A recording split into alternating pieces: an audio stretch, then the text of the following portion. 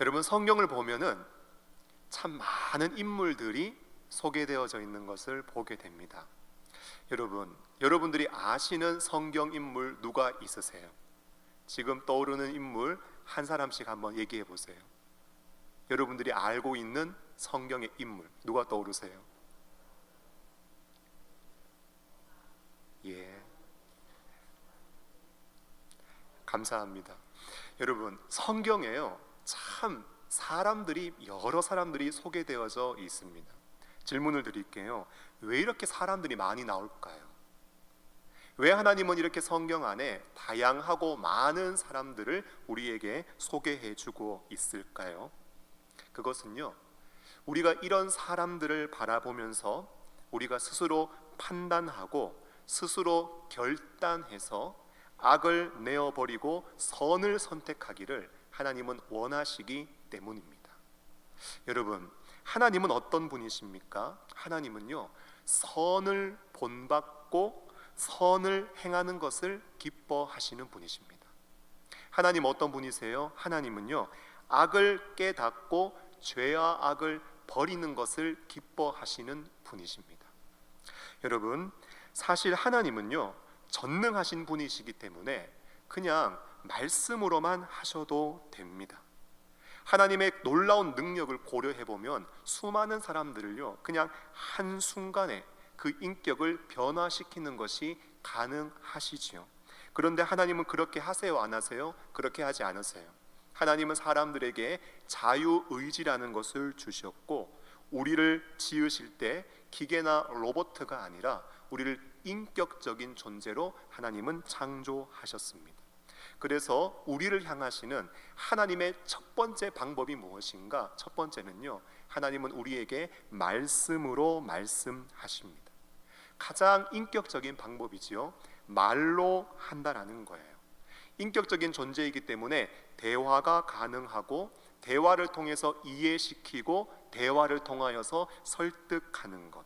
하나님은 보면은요, 선지자나 전도자를 통해서 하나님의 뜻을 전달하고, 그 말씀을 듣고 믿고 이해하고 결단하며 실천하기를 하나님은 바라시고, 또 그런 사람을 통해서 다른 사람들에게 하나님의 말씀을 증거하며 그들의 심령을 감화 감동시키기를 원하시는 것. 여러분, 이것이 하나님의 첫 번째 방법입니다.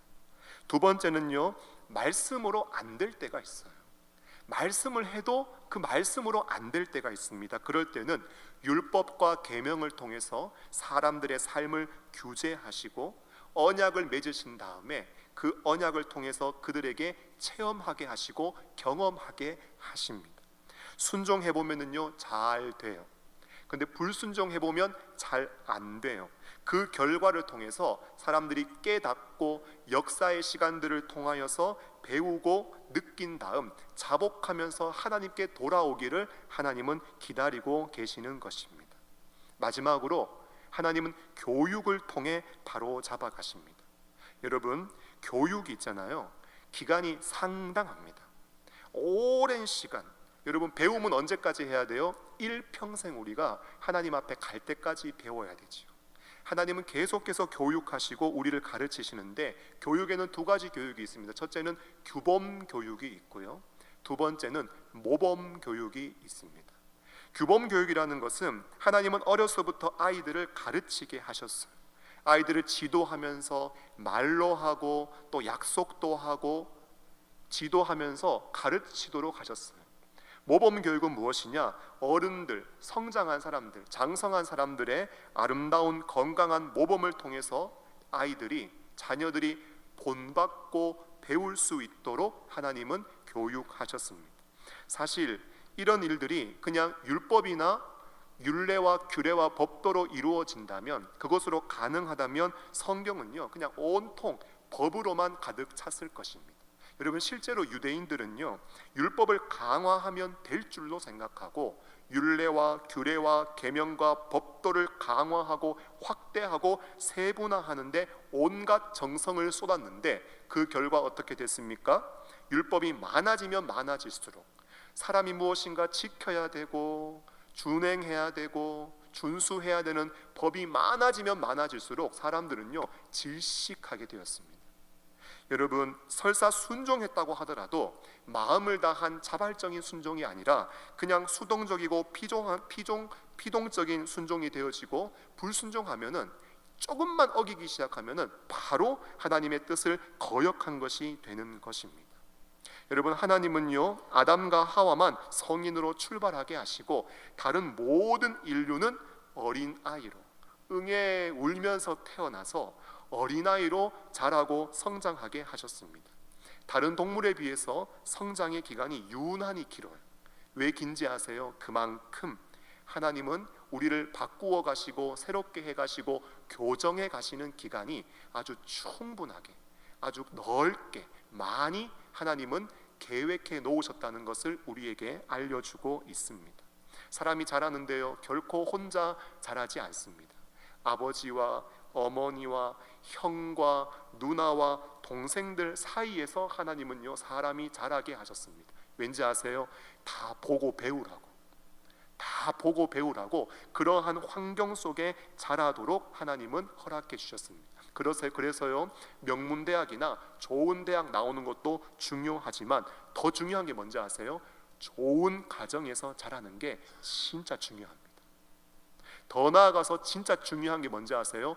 좋은 교회에서 신앙생활하는 것이 중요합니다.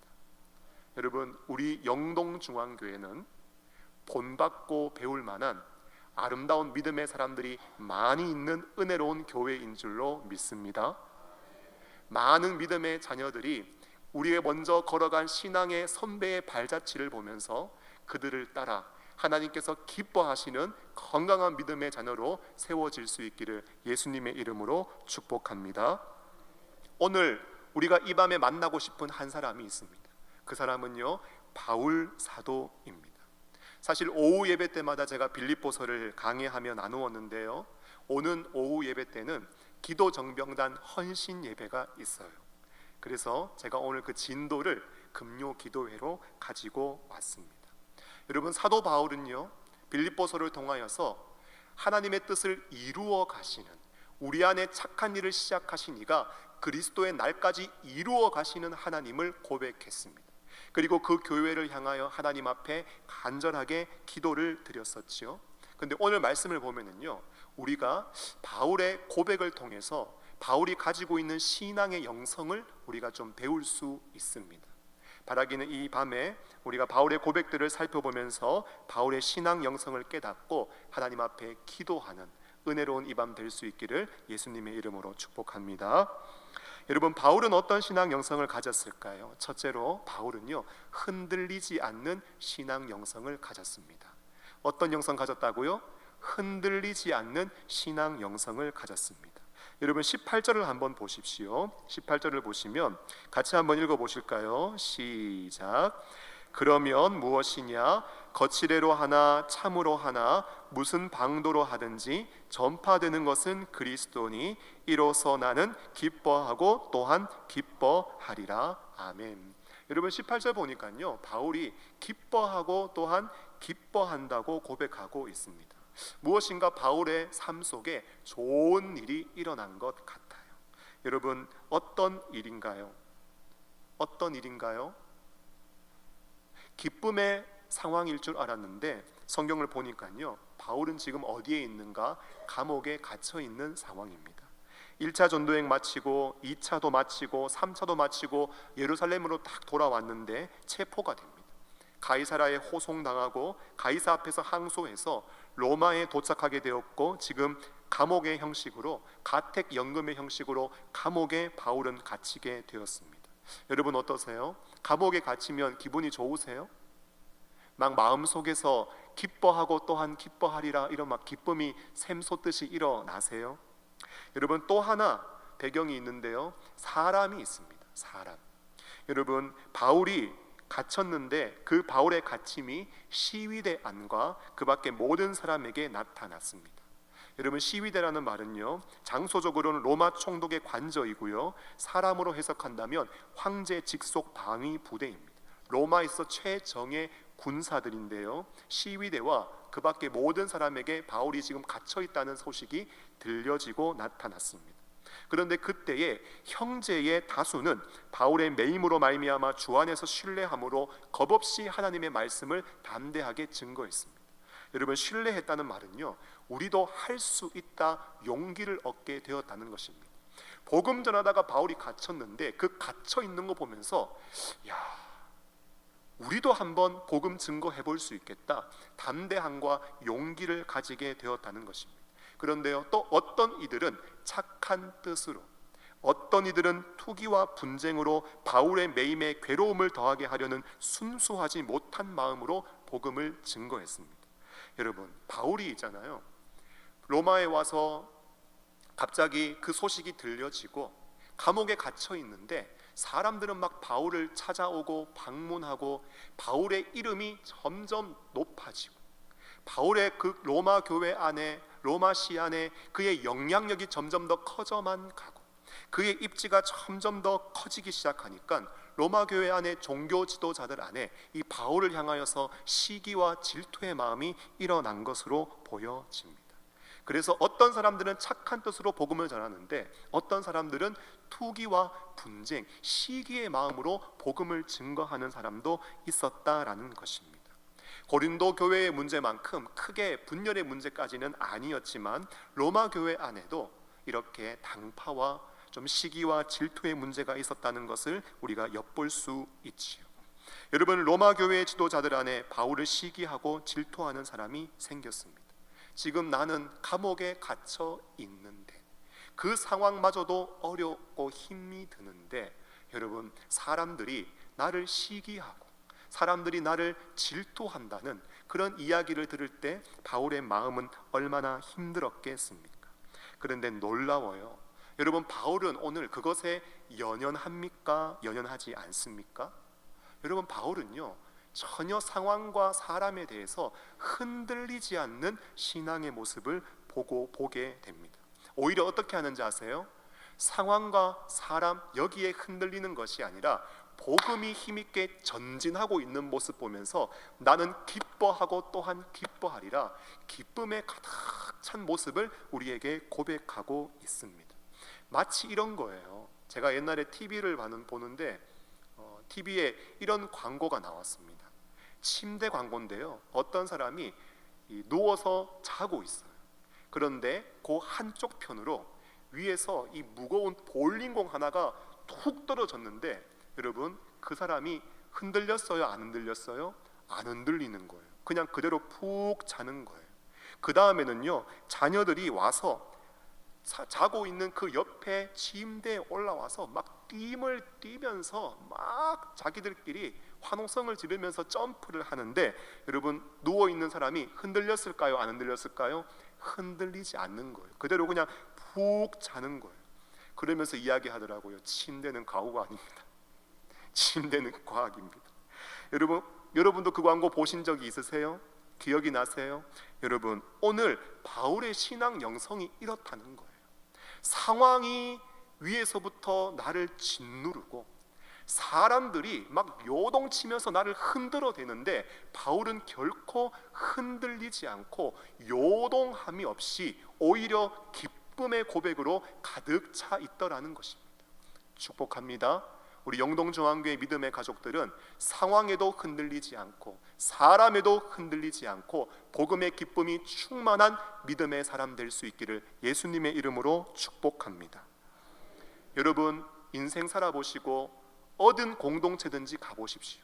거기를 가보면 찬성하는 한 사람, 반대하는 사람 꼭 있습니다. 긍정적인 사람, 부정적인 사람 꼭 있습니다. 지금 우리 교회도요, 주일학교 부서에서 겨울 수련회를 준비하고 있잖아요. 또 오는 또 주일날 또 잽스 겨울 캠프가 진행되어지는데 제가 한 번은 전도사 시절 때 수련회를 이렇게 준비하면서 신대원 동기생들과 교제를 한 적이 있습니다.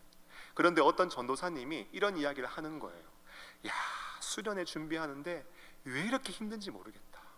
수련회 준비하는데 너무 힘들다는 거예요. 뭐가 힘드냐고 물어봤더니 수련회 때 단체로 티셔츠를 맞추는데 어떤 교사는요, 우리 아이들이 보혈의 능력을 경험해야 된다. 빨간색이라는 거예요. 빨간색. 어떤 교사들은요, 우리 아이들이 하늘 소망 가져야 된다. 하늘 소망. 무슨 색이에요? 파란색이에요. 파란색. 하늘색이 된다는 거예요. 여러분, 갑자기 교사들이요, 아이들의 신앙을 훈련하는 그 목표는 잃어버린 채 전부 다 붉은색 파, 또 한편은 파란색 파, 이게 나누어져 가지고 전도사님이 너무 힘들다는 거예요. 그런데 옆에서 그 이야기를 듣던 어떤 전도사님이 우리도 그런데? 우리도 똑같은 상황인데? 그래서 저 전도사님도 힘드시겠다 생각했는데 그 전도사님이 하시는 말씀이 나는 하나도 힘들지가 않는데? 안 힘들다는 거예요. 교사들이 붉은색 파, 파란색 파 나누어져 가지고 갈라졌는데 전혀 힘들지 않는다는 거예요. 신기해서 물었어요. 도대체 비결이 뭐냐고. 비결을 이야기하는데 어차피 다 다르니까 나는 그냥 내 마음대로 한다는 거예요. 나는 그냥 사람들이 붉은색, 파란색, 이거 어차피 하나 안 되는 거니까 그냥 내 마음대로 해버린다는 거예요. 나는 주님을 보라색으로 했다는 거예요. 보라색. 여러분, 짬뽕이세요? 짜장면이세요? 탕수육을 부어서 먹으세요? 찍어서 먹으세요? 여러분, 이것은요 결코 진리의 문제가 아닙니다. 그냥 사람들이 가지고 있는 기호의 문제입니다. 여러분, 오늘 바울은 상황 때문에, 사람 때문에 전혀 마음을 빼앗기고 있지 않습니다. 바울은 전파되는 그리스도니 내가 기뻐하고 기뻐하노라, 기쁨에 가득 찬 모습을 보여주고 있습니다. 여러분, 이런 사람을 우리가 어떻게 표현할 수 있을까요? 이 사람은 세상이 감당하지 못하는 사람입니다. 여러분, 빌립보 교회가 세워진 배경을 아시지요? 말씀을 전하려고 하는데 말씀이 전하지 못하게 됩니다. 복음을 증거하면서 선교를 나가려고 하는데 예수의 영이 허락하지 않아요. 막힘에도 불구하고 전혀 흔들림 없이 복음을 증거하려고 애쓰는 사람, 하나님의 뜻이 선명하게 드러나면 과감 없이, 주저함 없이 담대하게 자신의 삶을 던져버리는 사람, 복음을 전하다가 귀신 들린 여종 고쳤다고 이익의 소망이 끊긴 주인들이 여러분, 사람들에게 바울을 고소했습니다. 그래서 감옥에 들어갔어요. 하루 종일 고문당하고 매질당하는데 얼마나 아픈지. 그 당시에 방망이에는요 짐승의 뼈 조각이 달린 방망이에요. 그 감옥도요 3층으로 된 지하 3층에 된 감옥의 제일 아래쪽에 여러분, 사형수들과 중범죄자들이 갇혀 있는 곳, 습기가 얼마나 많고 얼마나 몸이 아파오고 힘들고 어렵겠습니까? 그런데 그 속에서 바울은 뭐해요? 그냥 기도하고 찬송하는 것입니다. 여러분, 고난 중에, 어려움 중에 기도하고 찬송하는 것 여러분 쉽지 않습니다. 몸과 영혼이요 붙어 있어요. 여러분, 몸이 아프면은, 몸에 데미지가 오면 우리 영혼까지도 영향을 받습니다. 몸 아픈데 노래하는 사람이 어디 있어요? 감기만 한번 걸려보세요. 만사가 다 귀찮지요. 그런데 바울은 몸이 아픈데, 고난과 어려움에 처해 있는데 그럼에도 불구하고 기도하는 사람, 찬송하는 사람. 여러분, 지난주 금요 기도회 때 제가 전한 말씀을 기억하십니까? 찬송하리로다. 감옥에 갇혀 있는데 고난 중에 찬송하고, 좋은 환경, 좋은 시스템 아무것도 없는데 깊이 있는 예배를 드리고, 멀리 있는 교회를 향하여서 하나님이 역사하실 것을 기대하며 열매를 소망하며 찬송하는 사람. 나는 비록 묶여있고 갇혀있는데 하나님의 복음은 전혀 묶여있지 않고, 지금은 복음은 역동적으로 역사하며 거침없이 전진하는 복음의 전진을 바라보면서 나는 기뻐하고 기뻐한다고 고백했던 바울. 여러분, 이 사람은 세상이 감당하지 못하는 믿음의 사람인 것입니다. 축복합니다. 우리 영동중앙교회 가족들이 이러한 담대한 믿음의 사람 될 수 있기를 예수님의 이름으로 축원합니다. 다음으로 바울은 어떤 사람인가? 부끄러워하지 않는 사람입니다. 어떤 사람이라고요? 부끄러워하지 않는 사람입니다. 여러분, 19절 20절 말씀을 같이 한번 읽어보실까요? 19절 20절입니다. 시작. 이것이 너희의 간구와 예수 그리스도의 성령의 도우심으로 나를 구원에 이르게 할 줄을 아는 고로 나의 간절한 기대와 소망을 따라 아무 일에든지 부끄러워하지 아니하고 지금도 전과 같이 온전히 담대하여 살든지 죽든지 내 몸에서 그리스도가 존귀하게 되려 하려 하나니. 아멘. 여러분, 20절 보면 우리가 좀 주목하고 싶은 표현이 있습니다. 나의 간절한 기대와 소망을 따라 아무 일에든지 무엇하지 아니하고요, 부끄러워하지 아니하고. 여러분, 바울의 가슴 속에, 바울의 심령 깊은 곳에 어떤 간절한 기대와 소망이 있는가 하면, 여러분, 아무 일에든지 부끄러워하지 않는 사람 되기를 소망하는 마음이 있습니다. 여러분, 이 부끄러워하지 않는다, 쉬운 번역을 보면 이렇습니다. 내가 바라고 또 바라는 것은 어떠한 상황에서도 그리스도를 배신하지 않는 것입니다. 지금처럼 항상 용기 가지고 살든지 죽든지 그리스도를 높이기 원합니다. 이렇게 번역하고 있습니다. 어떤 상황에서도 예수님 배신하지 않는 거래요. 지금처럼 담대함을 잃어버리지 않는 용기를 가지는 것, 여러분, 이것이 부끄럽지 않다라는 의미입니다. 여러분, 배신하지 않기 위해서, 그리고 항상 용기를 가지기 위해서 여러분 무엇이 필요할까요? 배신하지 않기 위해서, 그리고 항상 용기를 가지기 위해서 여러분, 우리에게 무엇이 필요한지 아세요? 낙심하지 않는 것이 필요합니다. 여러분, 믿다가 낙심해 버리잖아요. 믿다가 마음 떨어져 버리잖아요. 그러면 뭐 믿어도 별 수 없네, 믿어도 뭐 아무것도 달라진 게 없네, 믿어도 오히려 더 안 좋아지네. 여러분, 낙심해 버리면 배신하게 되고 용기를 다 잃어버리게 됩니다. 무엇이든지 부끄러워하지 않는 사람은 바로 낙심하지 않는 사람입니다. 축복합니다. 낙심하지 않는 성도가 될 수 있기를 소원합니다. 여러분, 운동 경기 중에 권투 경기가 있습니다. 박싱 경기가 있어요. 과거에 저희 아버지께서 그 권투 선수셨습니다. 과거에 한일전 때도 이렇게 나가셔서 이렇게 경기도 치르셨던 선수 생활을 좀 하셨습니다. 그래서 저는 아버지한테 항상 절대 복종, 절대 순종이었습니다. 여러분, 권투 선수가요, 링에 딱 올라갔을 때 옆에서 지도하는 감독과 코치가 요구하는 게 두 가지가 있대요. 두 가지. 첫째가 뭐냐? 첫째가 가드 들라는 거예요. 가드 들라는 거. 자, 가드 올려, 가드 들어, 가드 들어, 가드 올려, 내리지 마, 내리지 마. 계속 가드 올리라고 요구를 한대요. 두 번째는 뭔지 아세요? 두 번째는요, 눈 뜨라는 거예요. 눈 뜨라는 거. 눈 떠, 눈 떠, 눈 감지 마, 눈 감지 마. 이걸 옆에서 계속 요구한대요. 여러분, 상대방의 펀치가 탁 날아오잖아요. 1차로 무엇이 막는지 아세요? 가드가 막아요. 가드가 탁 막아요. 그러니까 가드를 내리면 돼요, 안 돼요? 내리면 맞는 거예요. 들면 안 맞아요.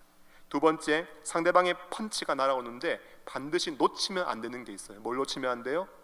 눈을 떠야 되는 거예요. 눈을 감으면 안 돼요. 눈을 떠야 합니다. 여러분, 상대방의 펀치가 날아오는데 그거 계속 맞을 때마다 아프다고 눈을 질끈 감아버리잖아요. 그러면 계속 맞습니다. 아파도 어떻게 해야 돼요? 한쪽 눈은 꼭 떠야 돼요. 한쪽 눈이라도. 두 눈 뜨기 어려우면 한쪽 눈이라도 꼭 떠야 돼요. 여러분, 제가 지금 뜨고 있는 겁니다. 제가 지금 감고 있는 거 아닙니다. 뜨고 있는 건데, 여러분, 한쪽 눈이라도 꼭 뜨고 있어야 다음 펀치에 대해서 대비할 수가 있습니다. 여러분, 이 원리가요, 우리가 시련과 고난 만날 때 동일하게 적용이 되는 원리입니다. 여러분, 시련이 몰려올 때요, 가드를 들고 있어야 돼요. 여러분, 고난이 닥쳐올 때 눈 뜨고 고난 맞아야 돼요. 절대 가드 내리면 안 되고요, 절대 눈 감으면 안 돼요. 지친다고 해서, 피곤해진다고 해서 팔 내리잖아요. 틈 생기고 계속 얻어맞습니다. 눈 감고 있잖아요. 그러면 계속 펀치 맞아서 정신을 못 차린다는 거예요.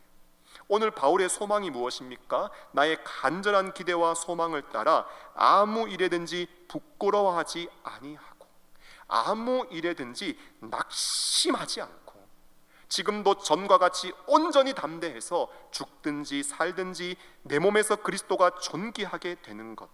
여러분, 그러므로 신자들에게 있어서 정말 생활 속에 믿음의 걸음을 걸어가는 가운데 중요한 개념이 무엇이냐? 여러분, 피곤해지지 않도록, 지치지 않도록, 낙심하지 않도록 어려운 상황에서도 인내하면서 버티는 싸움. 여러분, 신앙은요, 버티는 거예요. 버티는 거예요. 지치지 않도록, 쓰러지지 않도록, 넘어지지 않도록, 낙심하지 않도록 신앙은 버티는 게 신앙생활입니다. 그러므로 어려움과 고난이 있다 할지라도 그 속에서 넘어지거나 지치거나 쓰러지거나 자빠지지 않도록 믿음의 사람들은요, 항상 자신의 심령과 자신의 영혼을 은혜 가운데 흔들리지 않도록 잘 견고하게 세워나가는 것. 여러분, 이것이 신앙생활의 진짜 중요한 일인 것입니다. 히브리서 12장 2절은 말씀합니다. 믿음의 주요 또 온전하게 하신 이인 예수를 바라보자 합니다. 여러분, 바라본다라는 것은요, 그냥 얼굴 들고 쳐다본다는 게 아니에요. 거기에다가 시선을 그냥 고정시킨다는 거예요. 거기서 못을 탕 박아버린다는 거예요. 이미 고정하고 거기에만 바라보고 몰두하기 때문에 다른 것 하나도 쳐다보지 않고 그것만 바라보겠다라는 거예요. 여러분, 눈 떼는 순간 산만해집니다. 눈 떼는 순간 힘과 에너지가 분산됩니다. 시선을 놓치는 순간 마음은 흔들리고 우리의 인생에 문제가 들어오고 우리는 계속해서 흔들리고 요동치고 낙심하며 쓰러지게 됩니다. 사랑하는 여러분, 오늘 사도 바울은요, 상황과 사람 속에 결코 흔들림 없이 그 일로 인하여서 낙심하지 않기를 소원하는 마음, 여러분, 부끄러워하지 않는 그 신앙의 영성을 간절히 소망하면서 하나님 앞에 구하며 담대하게 믿음의 걸음을 걸어갔습니다. 축복합니다. 여러분, 아무 일에든지 부끄러워하지 않는 믿음의 사람, 어떤 일에서도 낙심하지 않고 쓰러지지 않는 견고한 믿음의 사람 될 수 있기를 예수님의 이름으로 축원합니다. 마지막으로요, 죽음도 유익하다고 말씀합니다. 우리 21절 말씀을 읽어볼까요? 21절입니다. 시작. 이는 내게 사는 것이 그리스도니 죽는 것도 유익함이라. 아멘. 여러분, 죽음은 여러분들에게 어떤 것입니까? 죽음은 무서운 것이지요. 죽음은 두려운 것이지요. 죽음은 이별의 슬픔도 가득한 것입니다. 제가 군 생활을 할 때요, 병원 부대에서 제가 근무를 했습니다. 그때 제 보직이요, 중환자실 의무병이었습니다. 병원 부대 안에 인텐시브 케어 유니트, ICU라고 해서 중환자실이 있는데 그곳에서 제가 근무를 했습니다. 한 번은요, 제가 환자를 데리고 국군 수도병원으로 환자를 이송한 적이 있었습니다. 그때 제가 헬기를 처음 타봤습니다. 헬기를 타고 제가 수도병원으로 환자를 후송했습니다. 그런데 어떤 환자였길래 후송을 했는가? 애인의 변심으로 인해서 진짜 자살을 기도하며 농약을 마신 환자였습니다. 근데요, 제가 말로만 들었지, 뉴스로만 들었지, 제가 실제 군생활하면서 그런 사람을 처음 보게 된 거예요. 그때 제가 배운 게 있습니다. 농약을 마셔도요, 사는 게 있고 죽는 게 있습니다. 여러분, 무엇을 마시면 죽는지 아세요? 살충제를 먹으면 죽습니다.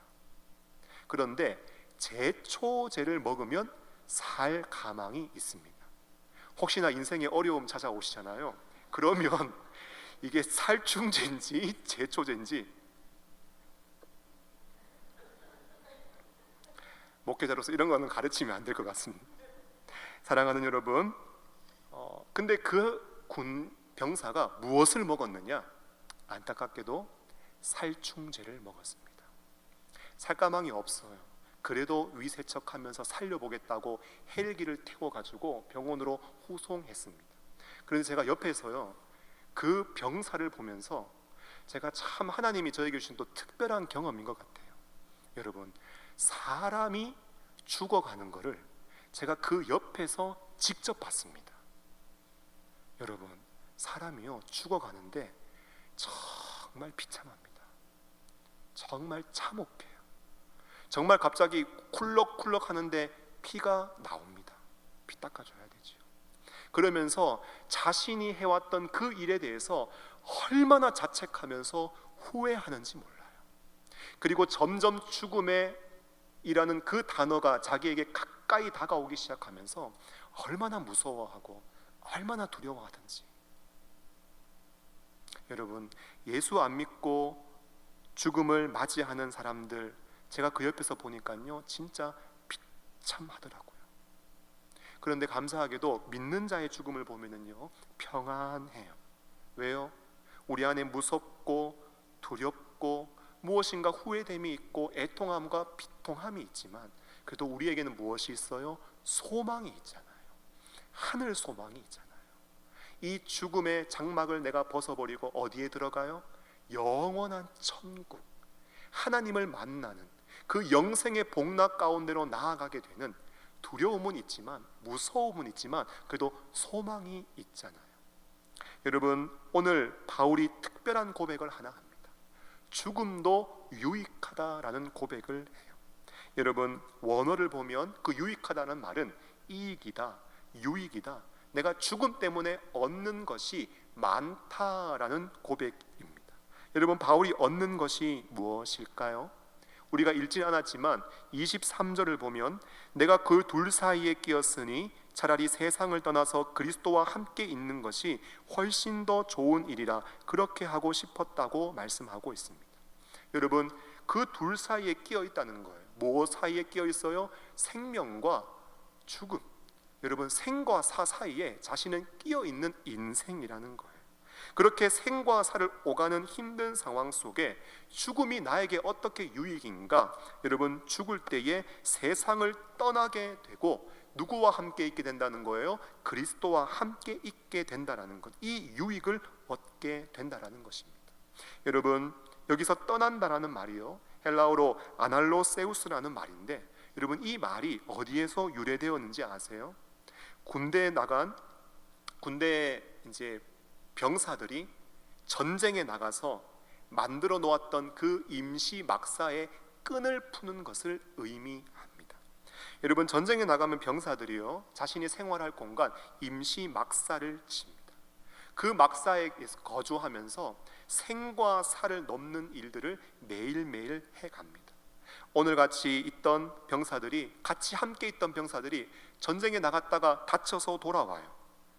전쟁에 나갔다가 돌아오는데 보니까 팔이 하나 잘려 있어요. 또 다리가 하나 잘려 있어요. 어느 날은 돌아와야 하는 전우가 돌아와 있지 않습니다. 전쟁의 일들이 얼마나 고달프고 지치고 고향 생각도 나고 마음이 힘들겠어요. 그런데 어느 날 나팔 소리가 들립니다. 그러니까 나팔 소리가 팍 울리니까 군인들이 또 전쟁에 나가야 하는구나, 완전 군장을 차고 뛰어왔습니다. 긴장해서 오와 열을 맞추어서 탁 서 있는데 갑자기 지휘관이 탁 위에 올라와서 이렇게 이야기합니다. 제군들, 지금까지 이곳에서 전쟁을 치르느라 굉장히 수고가 많았습니다. 오늘 지금 몇 시예요?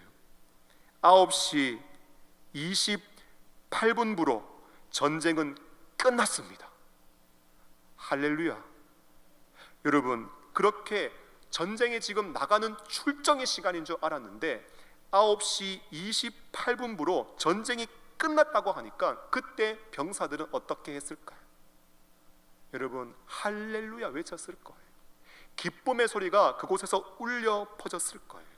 살아남은 자들이 누릴 수 있는 기쁨과 감격은 이루 말할 수 없었을 것입니다. 이제 그 병사들이요 집에 가야 돼요. 집에 가야 돼요. 여러분, 집에 갈 때 제일 먼저 무엇을 합니까? 짐을 싸야죠. 짐을 싸야죠. 짐 싼 다음에 그들이 한 행동이 뭐예요? 쳐놓았던 임시 막사, 여러분 그것이 막사가 팽팽하게 되어질 수 있도록 줄을 쫙 펼쳐가지고 못을 깊이 박아놨던 그 못을 좌우에서 하나씩 딱 빼잖아요. 그 빼면 어떻게 돼요? 임시 막사가 끈이 풀어지면서 확 가라앉죠. 여러분, 내가 세상을 떠난다는 것은 바로 이런 의미라는 것입니다.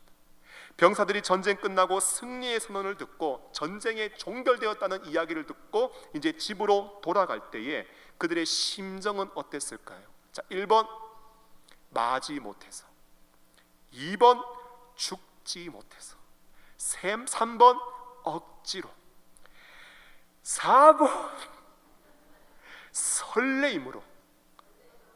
여러분 어떤 마음으로 갔을까요? 설레이는 마음. 살아남았다. 그 기쁨과 감격으로 집에 돌아갔지 않겠습니까?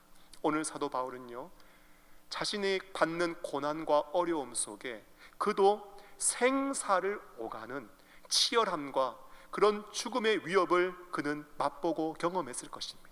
그런데 오늘 바울의 고백은 뭐예요? 죽음도 유익하다라는 거예요. 공포와 두려움이 아니라 세상 떠나가는 것이, 여러분, 나 이제 간다라는 거예요. 그동안의 소고와 슬픔과 아픔을 다 내려놓고 나는 이제 아버지의 집으로 간다라는 거예요. 이 땅에서 참된 그리스도인으로 살아가는 것이, 믿음을 지키며 살아가는 것이 정말 힘든 일이었지만 나 이제 떠난다라는 거예요. 여러분, 그래서 죽음도 유익하다 고백하고 있는 것입니다. 말씀을 맺고자 합니다. 사랑하는 여러분, 우리가 읽지 않았지만 디모데후서 4장 8절의 말씀을 보면 이제 후로는 나를 위하여 의의 면류관이 예비되었으므로 주 곧 의로우신 재판장이 그날에 내게 주실 것이며 내게만 아니라 주의 나타나심을 사모하는 모든 자에게도 준다라고 말씀하고 있습니다. 의로우신 재판장이라는 것은 법적인 용어이죠. 내가 죽음 가운데 있는데 나를 심판하는 분이 있다라는 거예요. 여러분, 그 당시 세상으로 치면은 누가 심판해요? 로마 황제가 심판하겠지요. 로마 황제는 거의 법 위에 있는 사람이고 신으로 인정되는 사람입니다.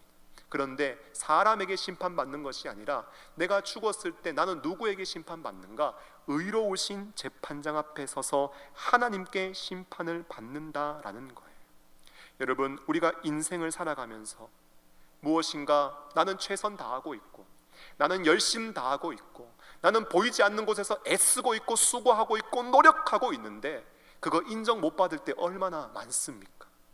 사람들이 좀 알아주면 좋겠는데 사람들이 알아주지 않고 인정해주지 않고 이해해주지 못하는 그러한 상황 속에서 믿음을 가지고 살아갈 때가 얼마나 많이 있습니까? 그런데 바울은요, 죽음이 유익하대요. 죽음을 통해서 내가 얻는 이익이 많대요. 왜요? 하나님 앞에 가면 누가 알아주세요? 하나님이 알아주시거든요.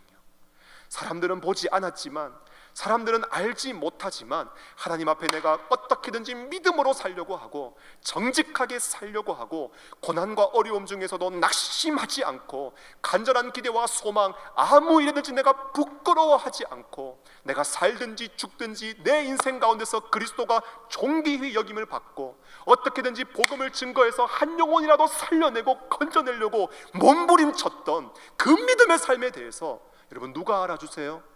하나님은 알아주시거든요. 하나님은 알아주시거든요.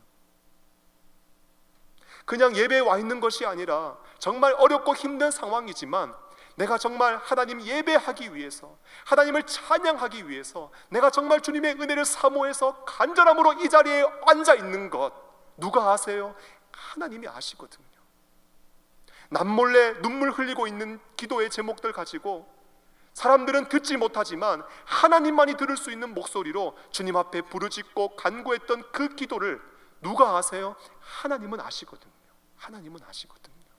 그러니까 오히려 죽음이 더 유익하다라는 거예요. 오히려 하나님 앞에 갔을 때 내가 얻는 것이 더 많다라는 거예요. 사랑하는 여러분, 오늘 사도 바울 신앙의 고백을 보면 사도 바울 진짜 멋있지 않습니까? 여러분들의 신앙 영성은 어디에 있습니까? 여러분들의 믿음의 현주소는 어떠합니까? 상황 때문에 힘들어하고 사람 때문에 마음 아파하고 사람 때문에 잠 못 이루고 있지는 않습니까? 어떤 상황에서도 내가 아무 일에도 낙심하지 말아야지, 주님을 배신하거나 주님을 등지는 일 없이 내 믿음 잘 지켜야지, 낙심하지 않기 위해서 하나님 앞에서 간절한 기대와 소망을 계속해서 잃어버리지 않고 붙잡고 계십니까? 죽음을 두려워하지 않고 오히려 주님 만날 기대와 소망에 가득 차서 죽음도 나에게 유익한 것이다, 죽음에 대한 두려움을 다 이겨버린 채 하나님 앞에 판단받을 자신의 인생을 생각하며 하나님 앞에 믿음으로 복음의 전진 가운데 그 복음의 전진과 함께 동력하며 기쁨으로 믿음의 삶을 살아가고 있습니까? 오늘 이 밤 우리가 찬양하며 기도할 때 우리의 신앙과 우리의 영성을 새롭게 하시는 하나님의 은혜가 우리 가운데 충만하게 임하고 역사하실 수 있기를 예수님의 이름으로 축원합니다.